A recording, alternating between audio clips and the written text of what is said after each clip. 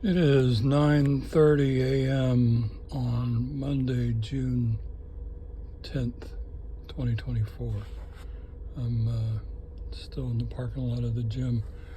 I brought this book with me this morning. I thought sometime today I'd talk about my name that I use in the internet stuff. Starting with the Andy Kaufman Lives stuff.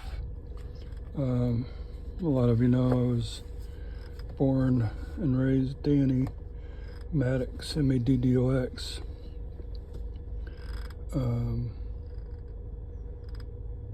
And with the public stuff, I am Stephen with a PH, Stephen Maddox. And that came from this. Shelley Smith, the Ballad, Shelley Smith, the Ballad of the Running Man. You can run, but you can't hide. It's a sheer and rare delight to come across such writing in the crime field. They consider fake death a crime in this book. A new life, a new name, a new way to die. On the Alps in the summer of 1962, school teachers discover a gruesome sight, a corpse of a murdered man. That reminds me of The Crawling Eye. How the corpse came to be there is the story of Rex and Paula Buchanan. Rex is the guy who faked his death. A restless and spirited man, always on the lookout for some new adventure.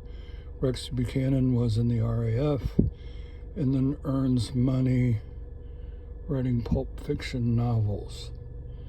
Paula once dreamt of being a famous actress, but Rex's writing career is steady enough that she can spend her days idle. One day, Rex comes home from a fantastic plot idea for his, this is so out of focus, with his next novel, The Ballad of the Running Man. That's what this is. Ballad of the Running Man. A man insures his life and with the aid of his wife pretends to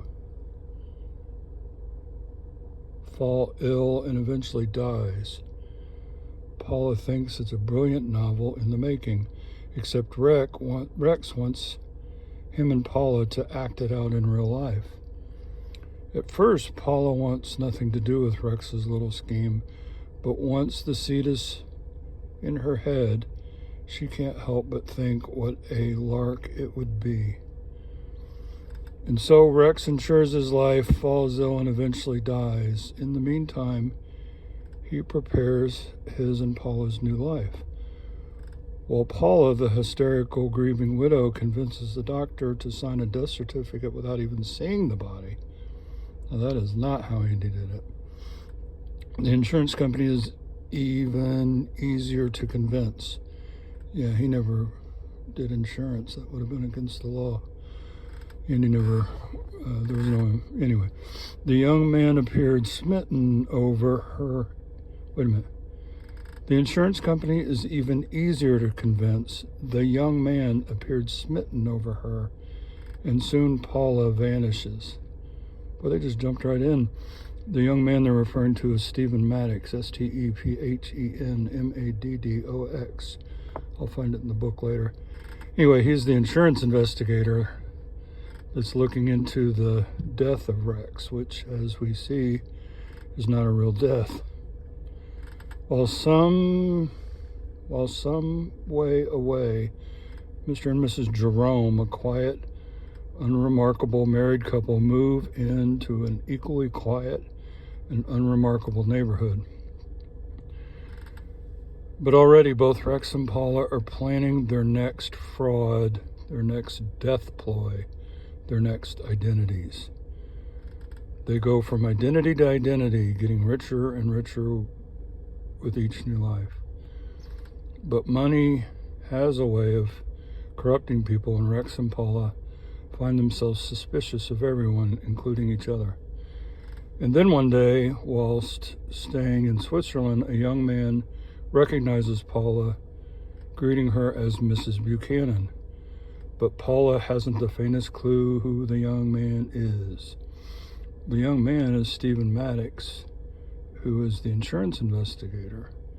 And he shows up and bumps into her there, and her husband, and all that stuff. Grips like an old pike, observe her. I would call her, Shelley Smith, the English Patricia Highsmith, says The Guardian. The most stylish thriller I have read this year, Daily Herald. Nancy Boddington was born in 1912 under the pen name Sarah Shelley Smith. She wrote 15 crime and detective novels between 1942 and 1978. Smith is best known for The Ballad of the Running Man. That's this. And its 1963 film adaptation starring Lawrence Harvey and Lee Remick. Okay, that's the book, which the movie is different a bit from the book, although it still has Stephen Maddox, the insurance investigator, looking into the death of Rex, who faked his death.